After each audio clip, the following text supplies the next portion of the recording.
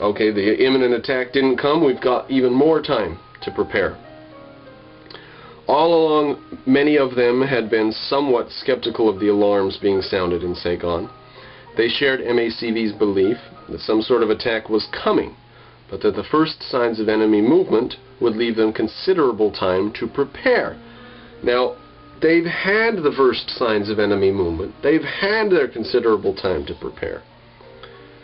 I Corps Commander Lieutenant General Hoang Xuan Lam, for instance, knew of the logistical buildup and troop concentrations north of the border, but he also remained positive that the NVA would not risk offending world opinion by attacking through the supposedly sacrosanct DMZ. Right? These people have to learn and realize at some point that it's the Americans that are upset about world opinion. And we sit here and analyze, oh, Iran wouldn't want to do that because of world opinion. Afghanistan wouldn't want to do that. China wouldn't do this or that because of world opinion. North Korea wouldn't arrest our reporters. World opinion would stop it. We're the ones that are concerned about world opinion. Now, the South Vietnamese Army had to create a new division. To create, there's a first and a second division. To create the third division, the first ARVN's best division gave over its 2nd Regiment, gave a part of it, and its 11th Armored Cavalry, another part of it.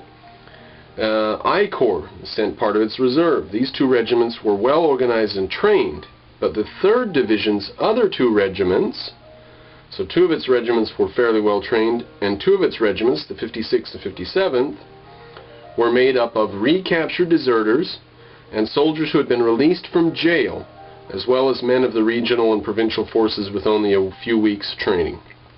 So deserters, thieves, and criminals, plus brand new green troops, throw them all together in a new unit, and that was the new division. So crappy troops, not very well trained, half of them. Where are you going to put them? You're going to put them in a place where it's not going to be very active, like along the demilitarized zone, which there's no fighting there because you wouldn't want world opinion to be risked. North Korea wouldn't. So we'll put our new weak division there.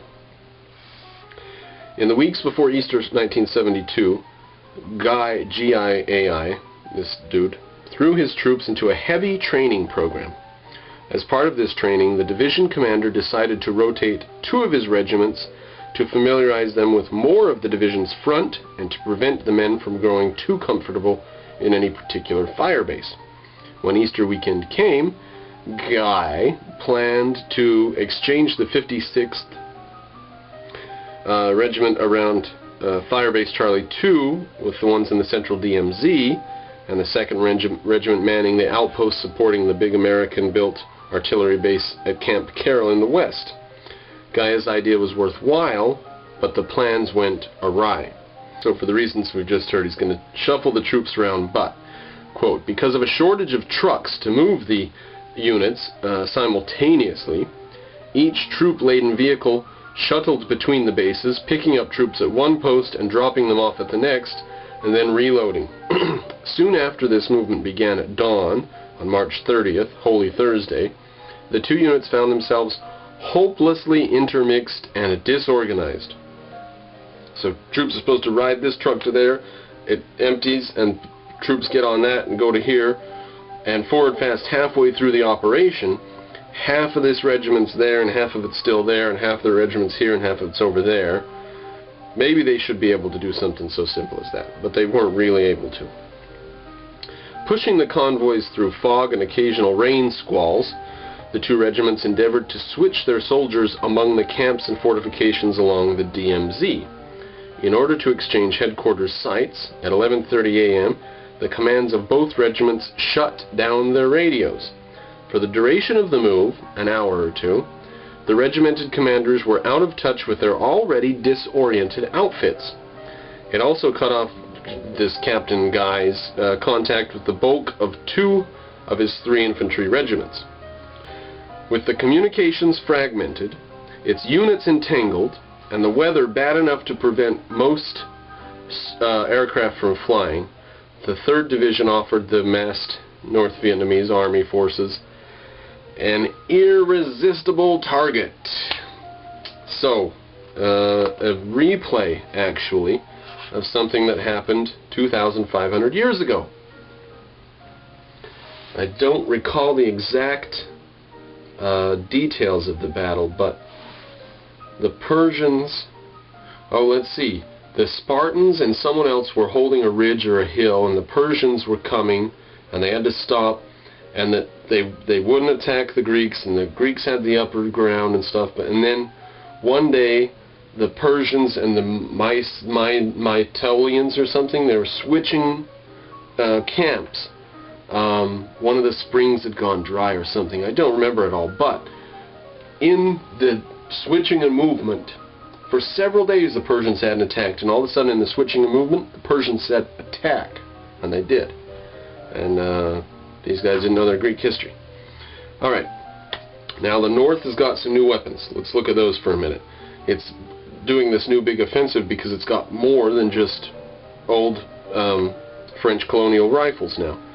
Increasingly it's being armed with stuff from the Soviet Union and China.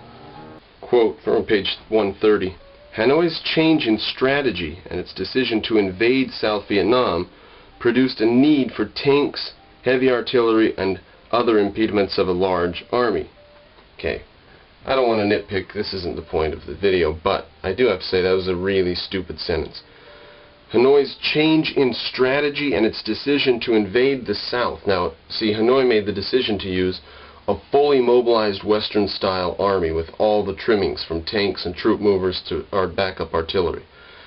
That's, in the early days, artillery was the little things. That was artillery for the North.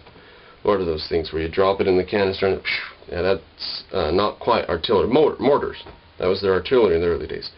Now they've got long-range howitzer-style guns produced by the Soviets and Chinese. Now, the sentence here says that Hanoi's change in strategy produced a need for tanks and heavy artillery, right? So here's Hanoi, they're sitting there, they say, oh, geez, you know, why don't we invade the South with a large-style Western army, Western-style army? And then, because of that, tanks and cannons became available, right? Because that need had been produced, and therefore the weapons came about in that way. That's really, really silly. No, actually what happened was, the longer the war dragged out, and the more resources the Soviets and Chinese were putting towards war production, the more stuff they had rolling off the line, and the more of it they were willing to put down into this fight against the Americans. That's what happened. As the years drag on, pretty soon the Soviets aren't just sending guns and ammunition, now they're sending some tanks and some planes and some howitzer-style guns. That's what happened. So this is silly. No, they didn't just create these out of deciding they wanted to invade the South. No. But let us continue. From the USSR and China came a flood of supplies that gave the North Vietnamese NVA, gave them mobility, versatility in tactics, and great striking power. Now, we'll talk about this in a second. The guns could fire further than the ones the Americans were using. Since the North was still largely a nation of farmers, the weapons needed to be simple, rugged, easy to use, and above all, cheap. Okay, so they're not high-quality, precision instruments that need a lot of close, careful care, right? The weapons that they send the North Vietnamese are simple, rugged, and cheap. Okay? For these requirements, the fighting man was to pay a price. The Soviet and Chinese-made machinery of war was often crudely manufactured, which meant many repairs and a short service life. Now, I had no idea how short the service life was on some of these things. Amazing. Amazing that things would wear out that quick. The primitive equipment also stretched the physical endurance of the crews and was itself sometimes dangerous to operate. All these out now. I remember hearing about like Soviet tanks in World War II. The Soviet tanks were such that you would get down inside of them and there was like a joystick thing to move it, to drive it with. That's it. And you would freeze in there, or you would boil in the sun. And it was just like